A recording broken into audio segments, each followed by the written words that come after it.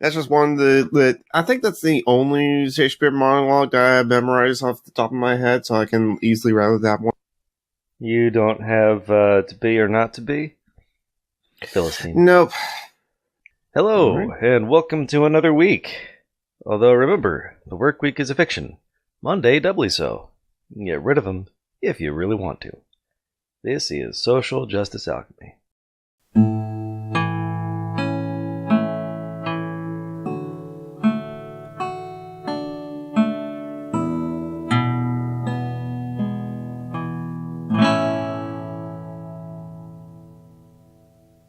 And this week we do have some random geek. Hello. But Julie is under the weather. She has a bad head cold, so she is sleeping it off.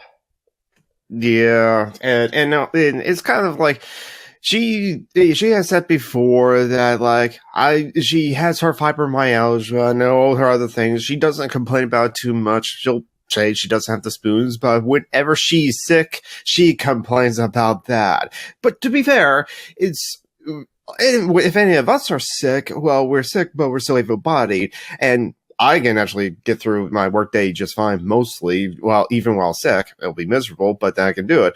But for her, she is sick on top of, being disabled. So, it just sucks. Yeah, it just makes it that much worse. So, is there anything you would like to talk about diving in? Let's see, because yesterday I kind of asked more questions from Anarchists and Steve Shives asked away. Steve Shives didn't really actually provide any questions himself that he had for Anarchists, but I did got some interesting questions. One that I think should be quick to answer is Joe McClory asked, "Do you think that do you think that we can reform to anarchism, or do you think there's a revolution is needed?" We can start with that as a topic. That is a big and interesting question, yeah. I honestly am not sure either way. Well, I'm never going to stop reform, and I'm never going to stop other people to try to reform the current system to improve it, to make it better, because improving the system does make the lives of marginalized people and the lives of people in general better. And so that's why, yes, I will vote in the general election. I will vote in the primary. Who I will vote for is up to question right now. I'm going to look into it, but for me, especially to give her to capitalism and or to give her the state, I don't think it can be reformed away. It just, the powers that be, or the people with power, always want to keep that power, even if some of those people, the political elites or the corporate elites, think that no, I will do good with the power that I have. No, trust me, I will be really, really rich, but I'm going to do a lot of good with the wealth that I accrued, which is the wealth that, if they're especially a business owner or a capitalist, a wealth that they stolen from their workers for the value of their workers' labor and stuff like that. And there you go. Okay, listeners at home, there's one shot for you because I said and stuff like that.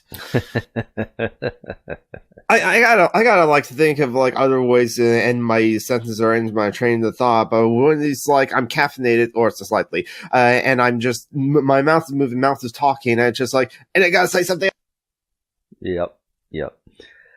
Well, the thing is, I agree with you that we absolutely do need to work on reform within the system we have. I'm not sure that we can't get from here to a more anarchistic society or setup. I mean, anarchism doesn't mean completely eliminating everything. It means eliminating a lot and putting harsh limits on where things can go, getting rid of a lot of stuff, not necessarily getting rid of all government and things like that.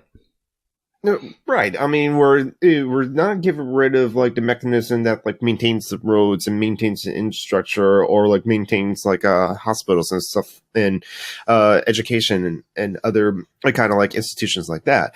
We're just we're decentralizing it, so that it's not where it's not just like that powers just all form into like one place. And I kind of like rewatched that Garrett video that he made of like the anarchism, like glossary and stuff like that. Yeah.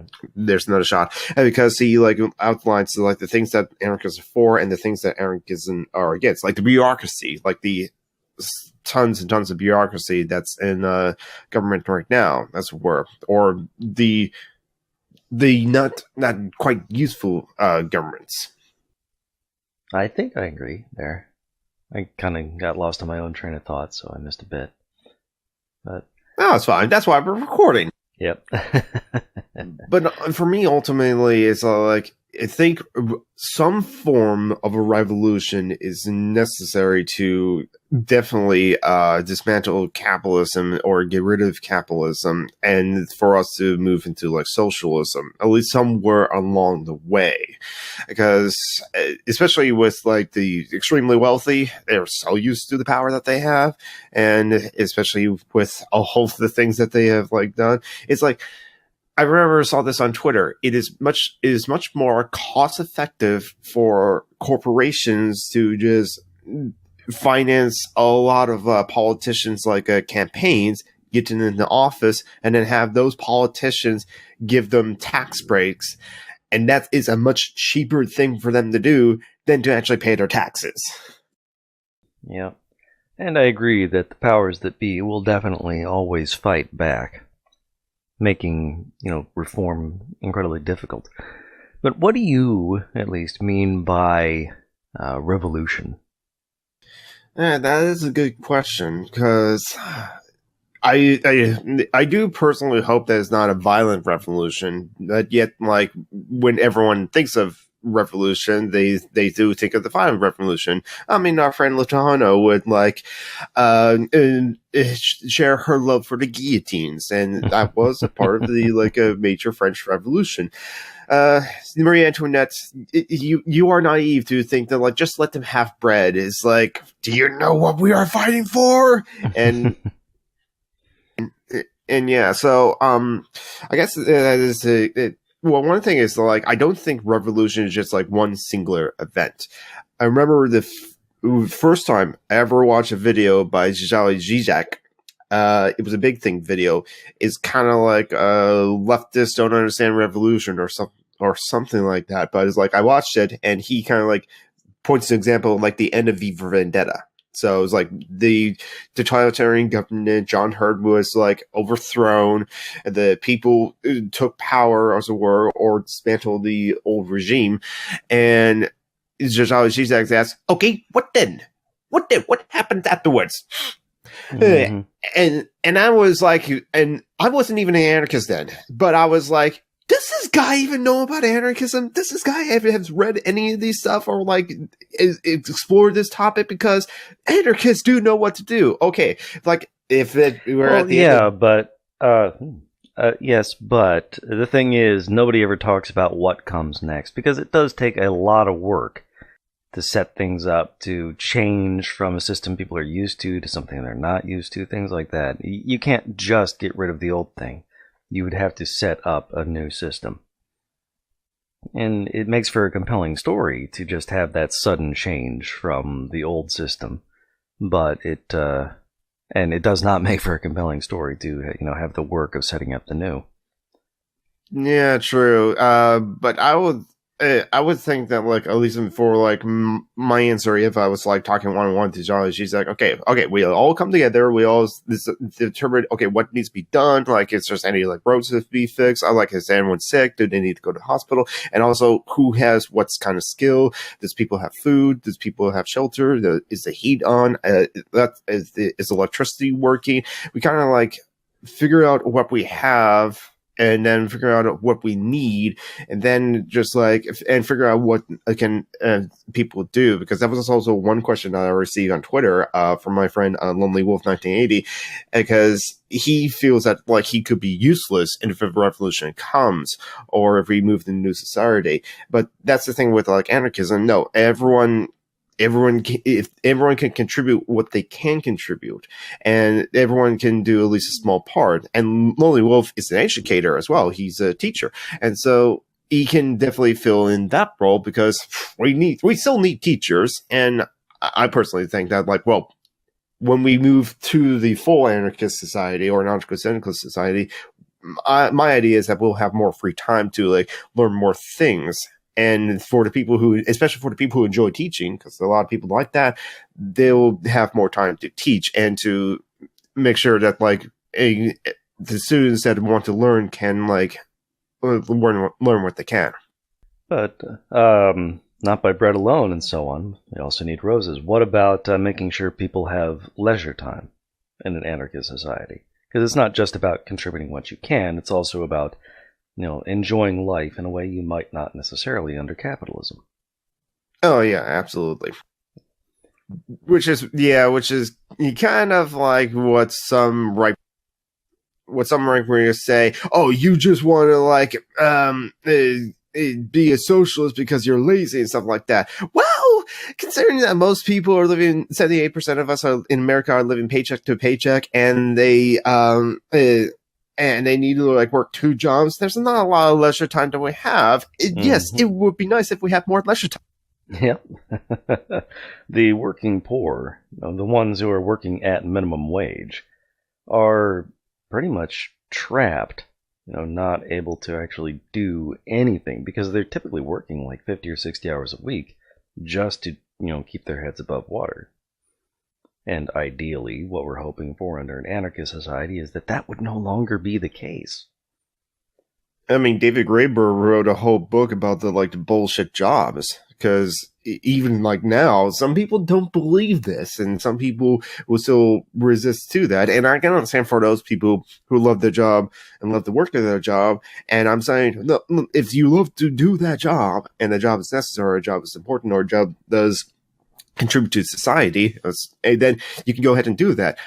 But there's David Graeber wrote a whole book where there's a lot of bureaucratic jobs, or jobs just created for the sake of there being jobs, like a lot of administration work, or like a lot of lobbyists, account managers, middle managers, and kind of like those kind of like jobs where, well, especially since is in like a Starbucks, do we really actually have to take orders from someone who is the shift manager or the shift worker or the shift leader and stuff like that? Do we need actual people in that kind of hierarchy? So once you know how to run the machines and handle customers or handle any of and all of the operations around, I think all of these Starbucks employees can just come gather together and decide collectively as a group of what can we do, what can we not do, or what should we do this, or should we do that, or even all work together for even a schedule, as it were. Yep. Although, probably in an anarchist society, there wouldn't be Starbucks. Yeah. There'll be other kind of small independent coffee shops. Well, yeah, we wouldn't have the Starbucks because it wouldn't be a corporation. That's another thing. Is so most everything would just be broken up. Because if they're too big to fail, speaking they're of banks, too big to exist. Then they exactly. Okay, but another. Go ahead. You go ahead. All right. Well, I was just going to make the point that when it comes to revolution, almost any kind of revolution, if we're talking about significant disruptive change, violent or not, I kind of distrust it just because the powerful will always seek to take advantage of that to, entrench themselves further. Yeah, and that is actually a legitimate concern about okay, if a revolution is happening, a violent one or one of a major political sea change, that people kind of concerned about reactionaries taking advantage of the chaos, as it were, and perform their own counter-revolution. And I think that has historically happened in other revolutions, whereas there was a revolution, but then there was people with the counter-revolution and want to use that opportunity to take power. As I'm not the history major, but I think I heard events like that happen, and so that is a legitimate concern, and that's something that that should be talked about. Yeah. Counter-revolutions are fairly common, and in fact, the Civil War was a In fact, the Civil War was a counter-revolution that took place before a revolution could even pretend to start to happen. The reactionaries freaked out so much about losing the presidency that they seceded and then started a war. Yeah, true. So if it was like a failed revolution, then it's like a civil war. But if it's a successful revolution, then it's like a revolutionary war. But for the revolutionists, like, yeah, as it were. Hey, if we lost our revolutionary war, then it would have been just like that one civil war with the colony. Yeah, and even with a non-violent revolution, I'd be worried about it because, like, the way the United States is currently set up is such that the only way, I think, to create the changes we would need would be through constitutional amendments. But those are largely impossible, with the Congress we have. We would either need a constitutional convention or a serious upheaval in our elected officials. Yeah, and so that's why I personally probably should do more to just like do the groundwork to get out the vote, to like talk to the average American, find out what their concerns are, and try to see if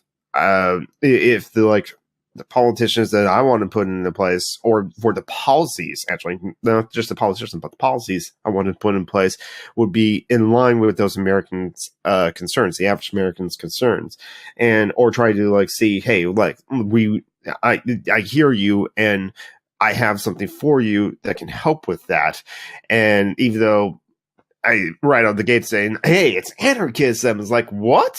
And there's still plenty of people that will think, and that's part of one of the questions, which is a big question, so it's probably we can discuss at a later date, is like, how does anarchism differ from mob rule, or does it? And that's where every time I suggest direct democracy, people always bring up mob rule, and I find it difficult for me. It's like, how can you answer that question or quelch that concern, and as well. But yeah, under this system, the political system as well, with how entrenched everything is. Yeah, it's probably have to. So it has to be reformed as well as revolution, or at least revolutionaries working with reformists. Yep. As difficult that sometimes seems to be, especially when I've seen on the left, or people who know, like, the presidential candidate, that Kamala Harris, oh, she's a cop. Well, she's out because all cops are bad, and it's like so it's a really hard sell for get anarchists to have to vote for Kamala Harris because the other option is Trump, and so yeah, yeah. There's anyone who doesn't see in shades of gray is going to be a problem. Personally, I don't know that direct democracy is the solution, just because that would require everyone to be current on almost everything all the time. And that just seems like a lot. But at the same time, I wouldn't want to create any sort of entrenched upper class or political class or anything like that. So I guess then that the option for that, and like Christopher Anders also like said how anarchism was described to her is kind of like that concern, where it's just like, it sounds like a lot of meetings, and a lot of like meetings in order to determine what to do about what. And she says that she hates meetings, and so she would never want to go to those things. And that's where I think, okay, then we set up like delegates, or that person is not a representative. They don't have like power. They just like go to the meetings and collect the information, and then that information is somehow, I would see it, this is how I would say it, that information is distributed to the commune, or to the collection, or to that group that delegate is representing, and those non-representatives. And this is where people will think, oh, so you just want the exact same thing that we have, like a representative democracy. Or it's just like, but the delegate how I see it is that the delegate doesn't have the power that the representative has, or that there is no corporations that will try to influence those representatives as they do now, which is a problem with the position of the representative. But I think it's like, But that's how I kind of view it. And also, the delegate is not always the same person for a certain period of time or for a long period of time. It's like a rotation, like jury duty, something like that. Yeah, rotation, jury duty, a lottery system sort of thing, rather than electing people. Yeah. But just make sure that it's routinely changed and you can't get anyone entrenched, I think would be a big way to go. I also saw, or remember you said something about getting rid of bureaucracy. A lot of bureaucratic bloat, of course, is just unpleasant corporate expansive bullshit, but in a lot of ways, bureaucracy is necessary for the management and organization of a large structure of any kind, which would include a global society if we ever manage to get that far. I mean, decentralizing can only go so far. When you're talking about distributing food around the world and, distributing resources of any kind, they are in some places, they're not in others. You would have to have some sort of structure, I would think, right? It possibly, but I remember reading from either the Conquest of Bread, I think it's from Conquest of Bread, or maybe it's from Mutual Aid, where Peter Kropotkin has like pointed out, and maybe there are like systems in other places where like how the trades operate in like Europe. Is there like a centralized EU office of like transportation or trains for transportation that oversees all of the trains going on, or was that various different companies that have their own trains and their own operation that they work together just kind of like they almost naturally, or for lack of a better word, where they just work together so that all the things for their trains to go to the various places, they all work together. And I guess it's like maybe has to be some kind of like form of like a bureaucracy or office of people to oversee a global anarchist society, if there was. But I always kind of like saw that anarchism, if it is achieved globally with a whole bunch of different like own tiny communes, city states, municipalities, commonwealths, all working by themselves, but when working with others, when need to, they're all working with others. So I that's how I see it. But so. And if we need like a big government place, as it were, where things are centralized, hopefully it will be with like the rotation process of delegates, as it were, like we already discussed. Yeah, just because you brought it up, I was curious, did a quick Google. The European Union does have a centralized system for that. European Rail Traffic Management System, which prior to being inaugurated at the end of the 90s. And there were like more than 20 different systems to protect trains, different operating rules, different accreditations, half a dozen railway electrification systems, and communication systems that didn't work in concert and things like that.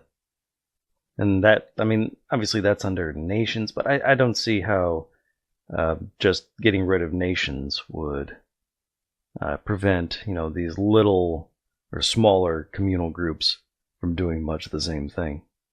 Yeah, exactly. And it's just how I thought. What was it? Oh, that's right. I don't remember where I read that from, or that example, but if it was from Peter Kropotkin, then it was from like the 19th century. So yeah. There's that. But yeah, there was a similar problem, before modern train systems. But yes. Yeah, I can see that. But okay, that's another thought, is like, to be fair, I don't see all the safety regulations I feel are mostly justified. And so we definitely will like keep those or look to improve on those with the mindset of just making sure that people's lives are safe.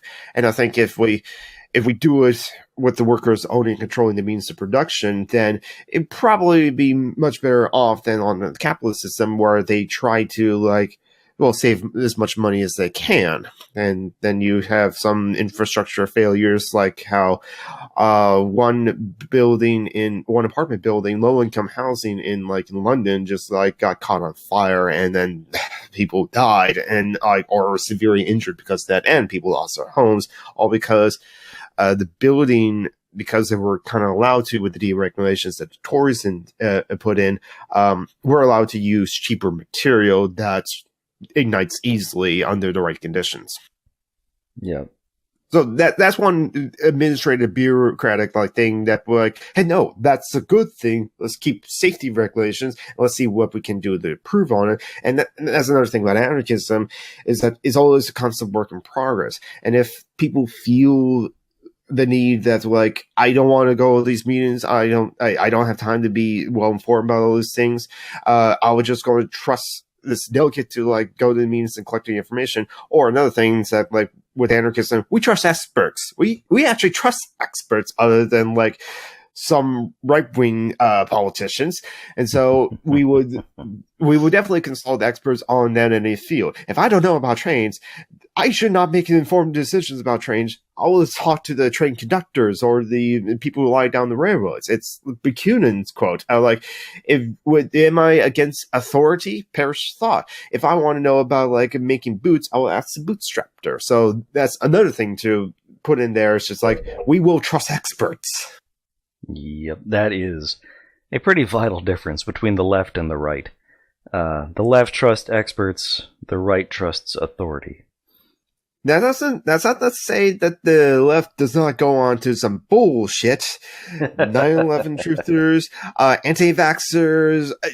I have some family members. I love them. And I don't think ill will of them. Absolutely not. But I have some family members that are anti-GMOs, and it's just it's not a. If all foods do not have genetically modified organisms in them, I can live with that. But I think that no, GMOs are good and they do a lot of good things actually in places in the world where it's difficult for them to grow certain kind of foods, or if you introduce some sort of certain kind of GMOs with vitamins, you actually help with certain medical conditions and diseases going on. So it's there's good that GMOs can do, but some people are anti-GMOs, and it's just but generally speaking, yes, the left do trust experts well, the right trusts authority. If you want, we could do a whole half hour on GMOs and vaccines and all sorts of skeptical topics.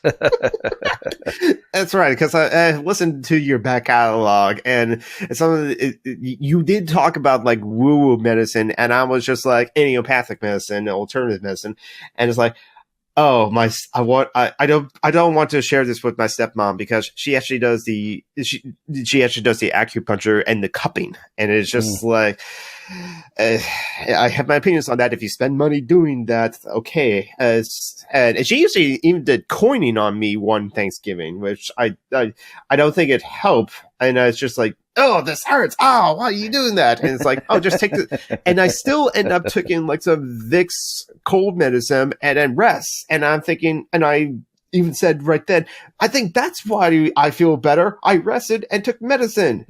I'm not sure if the coining did anything, but anyway. You pray, you take an aspirin, and your headache goes away. Was it you who added this stuff to the things to chat about thing? Yeah.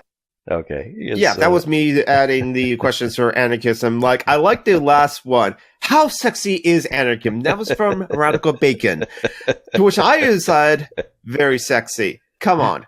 Red and black are excellent color combinations. And also, it's usually anarchists. It's not always, but I know a lot of trans people who are also anarchists, a lot of queer people who are also anarchists. So there's queer anarchism as well as anarcho-feminism. So hey, if you hate being called a degenerate, come to anarchism or come to the left. We don't. If you want to be a degenerate, be an anarchist.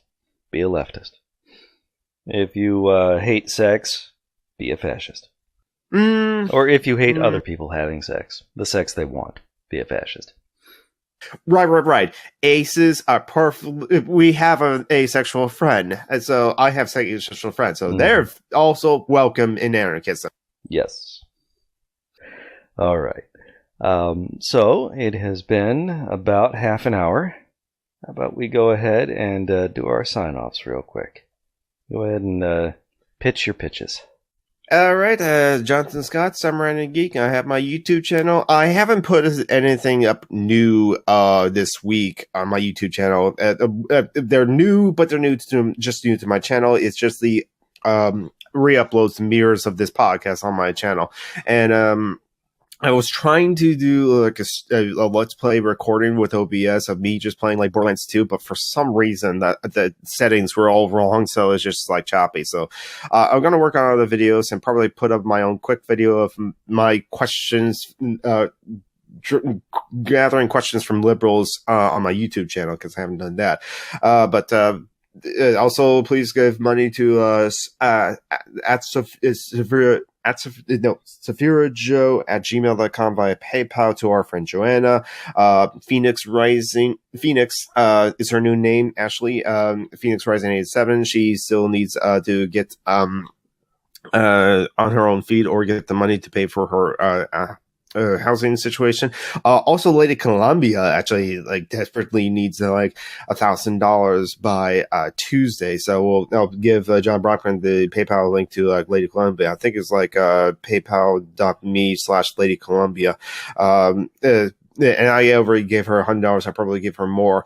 And I'm Summer and a Geek on Twitter, Geek Threes and Geeks, and yeah, that's all my pitches. And even though she was not here, our friend Little Ano is the Criff Crafter on Facebook, and she is also one of the admins of the Anarchist Memes Facebook page. And she is Little Ano on Twitter as well. Yes. And we hope she gets better quickly and feels good. Feels well. Because it's not fun to be sick. It sucks a lot. As for me, I take part in another podcast, the Dungeons and Debacles podcast, hosted by my friend Kevin, where we are playing an evil party. An evil party looking to unleash an ancient red dragon and fundamentally alter the paradigm of the world of Suel. It's a lot of fun. Okay, and that is it for this week in Social Justice Alchemy. Thanks for stopping by. See you next week.